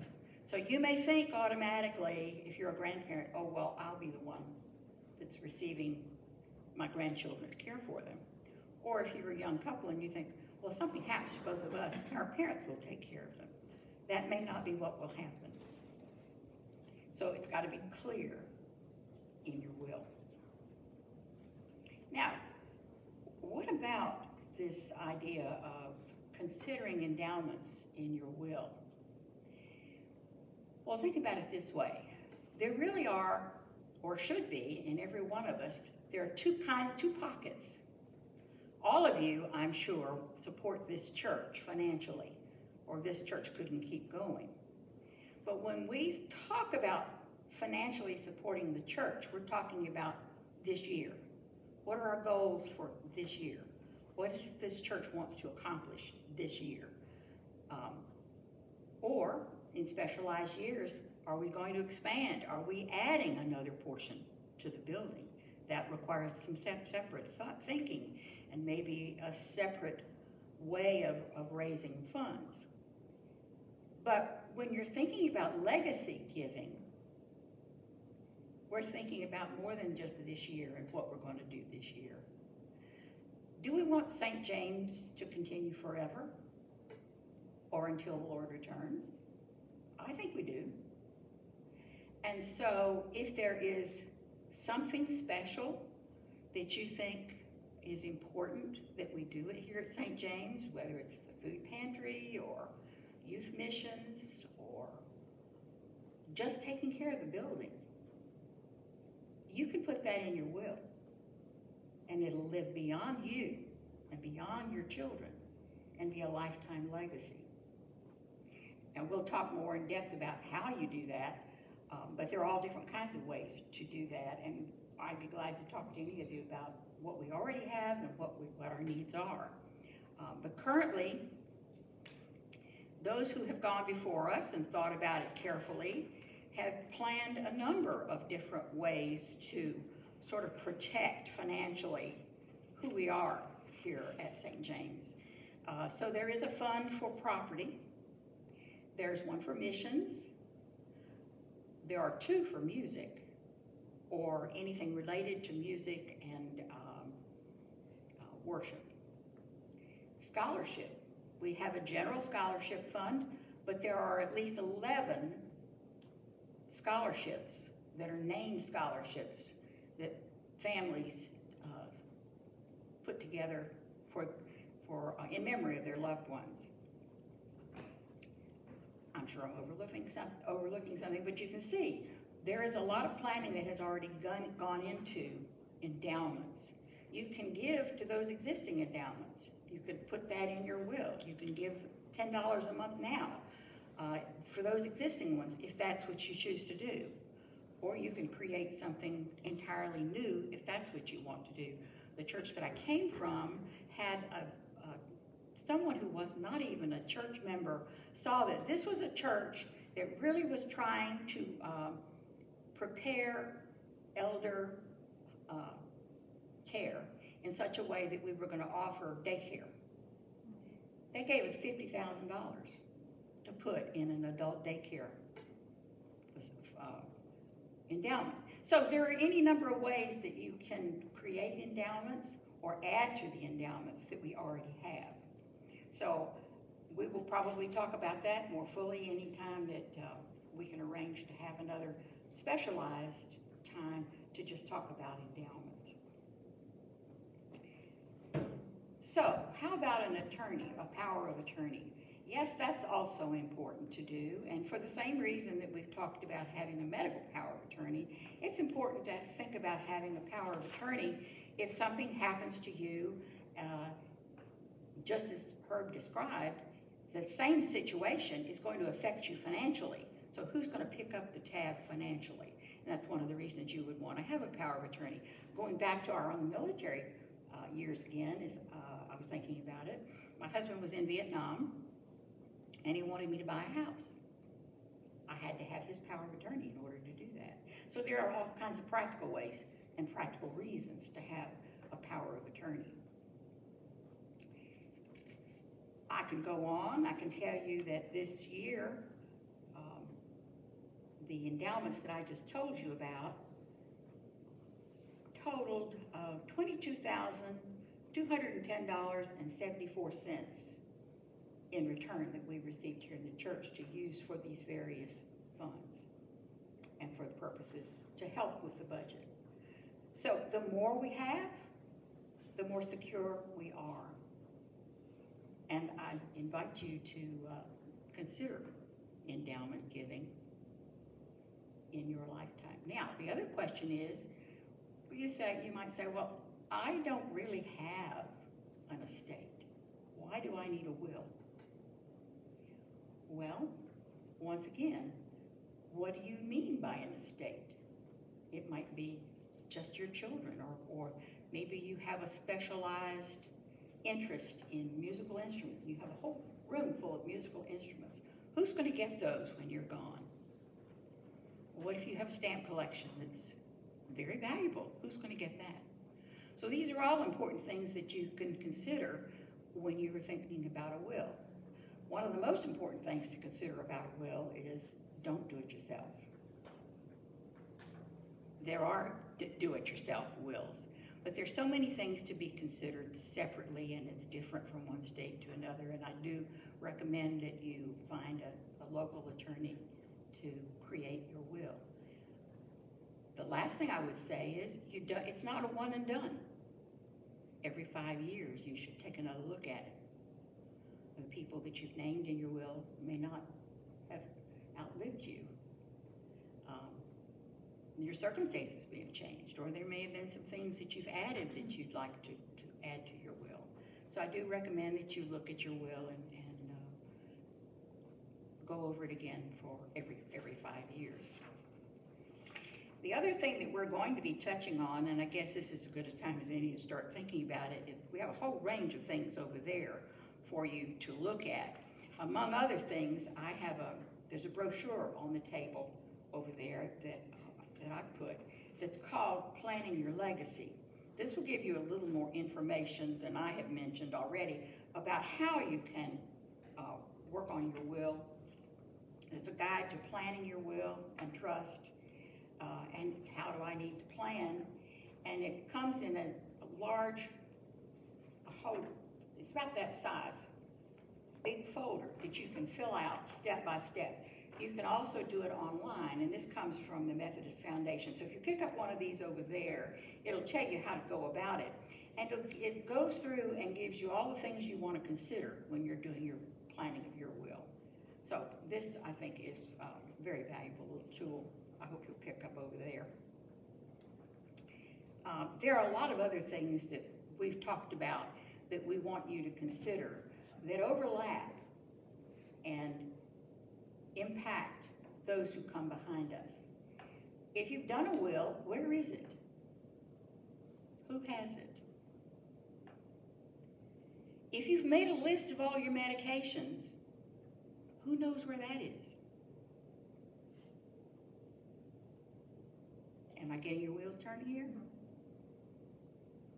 There needs to be some way for you to be able to share information with those who will be taking care of you or coming after you, or the beneficiaries of what you have, for them to know what is it they wanted me to do with this? How did they expect me to follow up on what they had started? And so that's something you want to come on back up, that we've talked about as a group, and Joyce and I have talked about it. One of the things that I had shared was that someone had suggested to me, you get a big red notebook. I've done that. And in that notebook, put where everything is. I have made copies of my will and several other things that I've given to my daughter, so she has those already. But she doesn't have a list of my medications. Now I know I need to do that. So, what are some other things we need to think about, Joyce? All right, I'll be happy to talk about those. Before I talk about those, I do want to just mention this handout that is on your table. It doesn't go with anything that we are talking about. I just thought it was a really cool thing. This is something else that I got at the workshop I went to a few months ago. So I just wanted you to have that. We do need to have our stuff organized for our loved ones. In addition to preparing for our death for ourselves, we need to prepare for those that are left behind, so that they're not left with a mess. I told you before with my other presentation, I am not a nutritionist. However, I can now say I am an end-of-life doula. So yay. So I do have a little bit more knowledge on this end of things than I do the nutrition. An end-of-life doula works hand-in-hand with the hospice organizations, or even just separately, but working with hospice is the better way to help people as they are preparing to die once they have received a terminal diagnosis. It helps them to think about how they want their last months, days, whatever they have, weeks, how they want those to be. So I want you to be aware that that is a thing. You can hire an end-of-life doula to help you to die well. Again, if you have that ability still to be conscious, to be talking, to be sharing with your loved ones. An end-of-life doula can help you to close out relationships. You know, if you have family members or friendships that have broken over the years and you want to mend those before you die, an end-of-life doula can help you to do that. Yes, your pastor can as well, but an end-of-life doula may be better able to be an objective presence, whereas I know as a pastor, for you guys, I would be much more subjective, wanting you to, you know, you need to make up with this person. No, but an end-of-life doula can help you to do that. An end-of-life doula can help you to prepare what's called a legacy project, something to leave behind. A lot of people want to put together like a photo album or record a story, something that will help their loved ones after they're gone. Several years back, I came across some the old-fashioned reel-to-reel audio tapes, and I had them transferred onto something that you can actually listen to now. And it was shocking to me to have those memories, to hear my father's voice again, to hear the voices of loved ones long gone. We can leave those things for our loved ones if we prepare to do so. That's just some of the end-of-life doula stuff. Some more practical things, maybe, putting together that information like insurance policies, bank accounts, passwords, okay? You know, we have trouble enough remembering our own passwords. Asking our loved ones to figure out what our passwords are when we're no longer around to tell them, that's just not fair. Over on this table, you will see this thing called a knock box. That's N-O-K, stands for next of kin. That's a good way to organize all of that information. Have it in one place.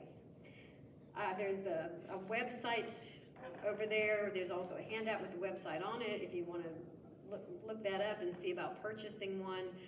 I purchased what's called the Knockbox Lite.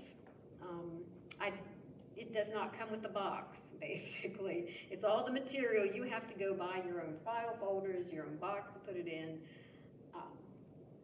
But it was only like $40, $50 to buy the Knockbox stuff. And then I've got the folders to put in it. I will tell you, if you go with the Knockbox Lite, when it comes in the mail, be extremely careful about opening it up, because they used the smallest possible envelope they could find to put it in. So when I went to cut open the envelope, I cut a little bit of one of the folders, one of the little bags, the document bag. So just be really careful when you're cutting it open. I just think that's a really handy-dandy thing to have available so that you can have everything in one place. There's also over there, Betty Lou mentioned the medications. Even before you have died, even before you are sick, you really need to have available the list of what your medications are. There are for sale, you can buy for $5 a Vial of Life kit, and that helps you to lay that out. There's a refrigerator magnet thing that you put up, and it tells the EMTs when they come in, it tells them what they need to know about your medications. It can tell your family members if you can't speak for yourself. Very helpful to have. I really like the kit as it is now. I remember buying one probably about 25 years ago. And it was, the reason it's called Vial of Life is because at that time it was a little medicine bottle. And you just kept your information in that little medicine bottle and you put it in your car, like in your glove compartment. You can keep one of those in your car. That's also a very good thing to do. Again, if you're in an accident, it's there and available for the EMTs. So $5 if we run out and you don't get one, let me know. We can order more of those. All right, how will you talk with your family? I mentioned at the very beginning of our time together, this is such a hard topic for some people. I had an aunt who would not talk about death and dying. If she was out driving and a hearse went by, she would totally freak out. That did not get passed on to the rest of us in the family, thankfully. But you need to find ways to talk to your family members, even if they are uncomfortable with it. When I do have the longer seminar on this, I will have copies of these handouts. But these are available online. They're conversation starters. This one is it just says your conversation starter kit, and it has questions in it. There are 4 steps. First step is for you to think about what matters to you. The second one is then to plan your talk. The third one is start talking. And step 4 then is to keep talking. This is, again, this is not one of those one and done things. You need to keep telling your family members what your wishes are. There is also a conversation starter guide for caregivers of people with Alzheimer's or other forms of dementia. Because as you can imagine, that is a very challenging conversation to have with people who are already not able to communicate their wishes as clearly as before. That also has 4 steps: preparing, talking, advocating, and learning from others. So I'll have copies of that at the longer one as well. There's information available about how to help people with dementia to be better prepared for living that way. This is called This Is Me. If you have someone who is dealing with dementia, this is a wonderful way for them to help others know about them when they can no longer speak for themselves. It's just a list of questions or statements, fill in the blanks. My full name is, the name I like to be called. I would like you to know. Things, just, like for my mom, one of her important things was, I would like you to know that I enjoy a cup of hot tea. There's information on background, family and friends, pets, treasured possessions, current and past interests, jobs and places that I've lived. All of this information that gives then a caregiver, even if it's like in a facility, stuff they can talk about with your loved one or with you if you are the one who has the dementia. And trust me, it can happen to any of us.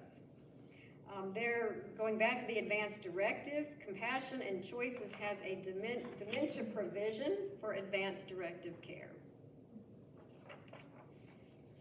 So those are all very helpful ways to be able to sharing conversations with loved ones. And like I said, at the longer seminar, I'll tease those out in much more detail. Other things you're going to want to think about: what do you want your dying to look like? there is this wonderful book, Sacred Dying Journal. And it's a way of helping others to know what it is you do want your last days to look like. Do you like to hear somebody reading to you? What are your favorite books? Do you like music? What kind of music do you want playing as you are dying? A lot of us think, okay, hymns. If I'm dying, I want you to play hymns. Some people want to hear some rock and roll. Okay, my mom, when she was dying, I knew who she wanted to hear. She wanted Elvis Presley. Thankfully, he does both, right? He got some good hymns, he got some good rock and roll, so we had a good mixture.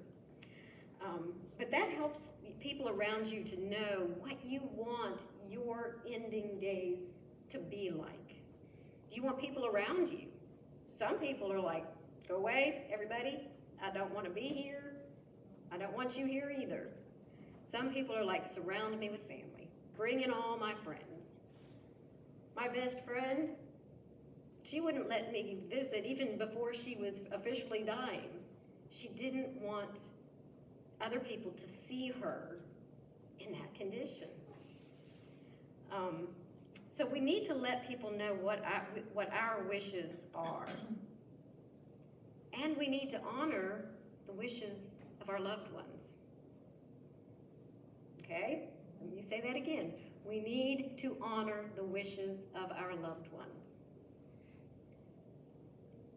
They can change their mind, not only about their advanced directives, but about what kind of music they want to listen to. But if they want to listen to rock and roll, ZZ Top, George Thorogood, and we want to play hymns instead, sorry, they win. This is their thing. I will say, one of the things I was thinking of when Herb was talking is we do have the ability to control, to a degree, our death. He's absolutely right. That woman was hanging on until her daughter got there. So we need to know who are the people that do need to be there. And we need to make sure that people around us know who we want when it's our turn. All of this, we usually just leave up to happenstance. Maybe somebody will think about calling a friend. One of my very dearest friends, I considered him my soulmate. I didn't even know he had died for a year because his family didn't know to contact me. Finally, I had written him a letter, and his mother wrote back and said, I'm so sorry, I thought you knew. Well, no, who would have told me? So let people know who you want to know when it's your time. Oh, we're already over time, so just quickly. What do you want to happen after you die with your body? Do you know how many ways there are to have your body disposed of, for lack of a better word? You can go the full route. You can get the $1 million casket. You can get your body embalmed. In 1,000 years, it'll look just like it did with the day you died. You can go that whole way, or you can go a different way. You can get cremated. Crab pot. What's that? Crab pot. He wants his remains put in a crab. Oh, crab pot. Okay. I was like, you can have your remains put into a crab pot. Yes. You can have your remains set on somebody's mantle, or buried, or put them out to sea. There's something called a green burial. Y'all ever heard of a green burial? That's becoming much more popular. It's where they wrap you in a biodegradable shroud, and they dig a hole and they plant you. That's becoming more and more popular. There's this, I wish I had a picture of this. I'm going to try to get this for the seminar. There's a bridge somewhere, and at night it lights up underneath. Do you know what's lighting it up underneath? Biodegradable things? Decomposing bodies. Decomposing bodies are underneath that bridge, and somehow they're being used to light that bridge. There's a lot you can have done with your body. So you need to think about these things, and that's what we're hoping to get moving in your head today. That's why we wanted to have this overall seminar, to get you thinking about this living well and ending well, so that when we offer these longer workshops on each topic, you'll know which ones you want to come to. And I hope you will plan to come to some of the ones that you're not comfortable with, okay? Because those are probably the most important ones for you to come to. All right, questions? If you haven't written them down. Are you okay? If you've written questions down, we hope that you will leave your sheet with us so that we can know what your questions are, and we can be ready to have some answers for you at later workshops. And we hope you'll take some food with you. All right, thank you all for coming. This was so wonderful to have y'all. And I am going to see how our video turned out. If it picked up enough of our voices, if it's good enough, I'm going to put it on not the public church website or Facebook page, but on the private Facebook page, so that members can see it if they weren't able to be here today, and hopefully come to some of the later workshops. Okay? Thank y'all for coming.